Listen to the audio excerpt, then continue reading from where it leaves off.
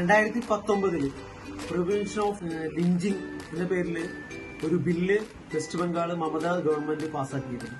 ആ ബില്ല് കൊണ്ട് ഉദ്ദേശിച്ചത് ആൾക്കൂട്ട ആക്രമണങ്ങളിൽ കൊല്ലപ്പെടുന്ന ആളുകൾക്ക് നീതി ലഭിക്കുന്നതായിരുന്നു ആ നിയമം കൊണ്ട് ഉദ്ദേശിച്ചത്. അതിലെ പ്രതികളാവുന്നവർക്ക് വധശിക്ഷ വരെ സജസ്റ്റ് ചെയ്യുന്ന, അതിലെ വാട്സപ്പിലൂടെയും മറ്റും വ്യാജ സന്ദേശങ്ങൾ അയക്കുന്നതിനുൾപ്പെടെ വലിയ ശിക്ഷകൾ നൽകുന്ന, മൊബൈൽ ലിഞ്ചിങ്ങിന് ഇരയാവുന്ന, ആൾക്കൂട്ടാക്രമണങ്ങൾക്ക് ഇരയാവുന്ന ആളുകളുടെ കുടുംബങ്ങൾക്ക് സഹായം നൽകുന്ന ഉൾപ്പെടുന്ന മനോഹരമായ ഒരു ബില്ല് വെസ്റ്റ് ബംഗാളിലെ മമതാ ഗവൺമെന്റ് പാസാക്കിയിരുന്നു. ഇപ്പോഴത്തെ ഉപരാഷ്ട്രപതിയും അന്നത്തെ ഗവർണറുമായിരുന്ന ജൻദീപ് ധൻഖർ അന്ന് ആ ബില്ല് തടഞ്ഞു വെച്ചു.